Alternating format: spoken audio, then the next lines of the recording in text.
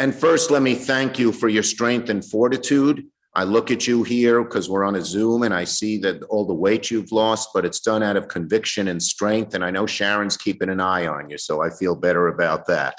But thank you. So these are the two most important bills that we can pass. One is called the Freedom to Vote Act, and that will undo all the horrible, often racist laws that these Republican legislatures are passing throughout the country. It would allow the Justice Department to go in and undo them. The second is called the John Lewis Voting Rights Advancement Act, and that deals with undoing one of the worst decisions the Supreme Court made, the Shelby decision, which took off preclearance, and that would help in the future. It won't deal with the past laws, the laws they've already passed, these despicable laws. Raphael Warnock said it best, Senator Warnock of Georgia, our first African-American senator ever from Georgia, who we're so proud of, and I was so proud to enlist and support when I couldn't get Stacey to run. And he put it this way, Joe.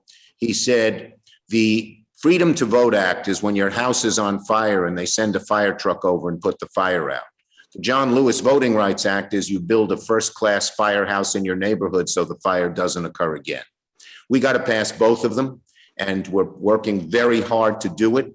Every one of the 50 senators supports the bill, but we'll never get Republicans. And we've proven that to Joe Manchin and everybody else, because we gave Joe a couple of months, said, hey, we have a bill all Democrats support, including you, but it didn't happen.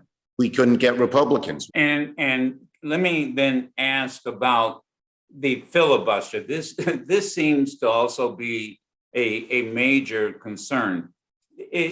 Are we talking about a rule change with the filibuster? I had the former Attorney General on, and he said, I was talking about carving. Everybody talks about carving out the filibuster. And he said, sort of humorously, the filibuster has been carved more than Thanksgiving turkey.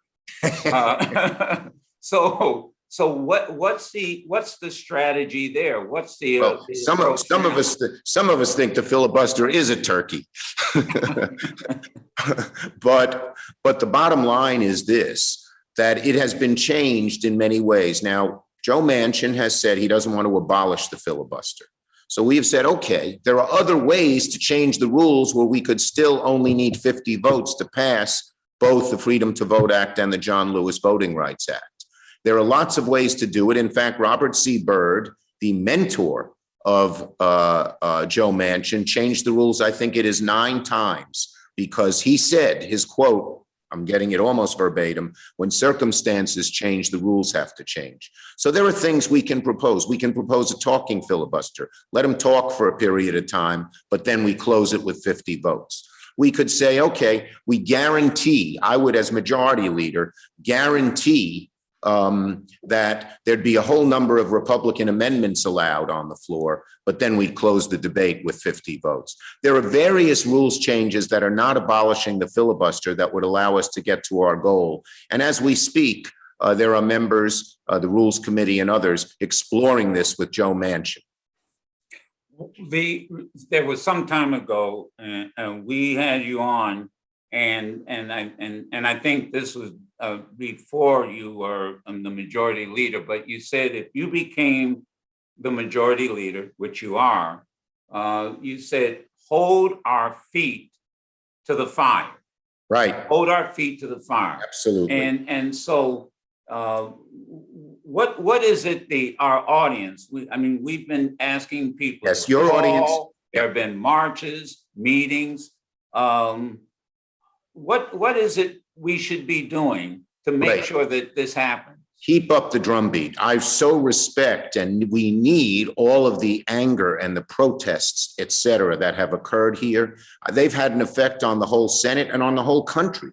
The whole country as a whole wants to change undo these horrible Republican laws. So now we're in the final stages, and we're asking people to keep up the pressure, calling their senators, telling them how important this is. I don't care, Democrat or Republican, telling them we have to get this done, telling them democracy is at stake. And this transcends race, does it not, Senator? Yeah, let me give you an example that is not, it's It's Jim Crow, but it's also John and James Crow, as I think you sometimes call James Crow Esquire. James Crow, that's what you say on your show. Yeah. Right. Let me give you an example in New Hampshire. In New Hampshire, which is a largely white state, they wanted to tell students that if you want to vote, you got to have a car and register the car. It's like a poll tax. It's a modern version, a New Hampshire version of a poll tax. It's aimed at young people. And the redistricting, Wisconsin, which is a state that has a significant African-American population, but a larger white population, 53% of the people voted. This is what Holder's talking about. 53% of the people voted for the state assembly throughout Wisconsin, Democratic, and they have 1/3 of the seats. Thank you, Senator. Appreciate you. We'll Again, stay in touch. prayers for you and Sharon. Please stay healthy. We need you, but keep up the fight. We need you to keep doing that as well. And no one does it better than Joe Madison.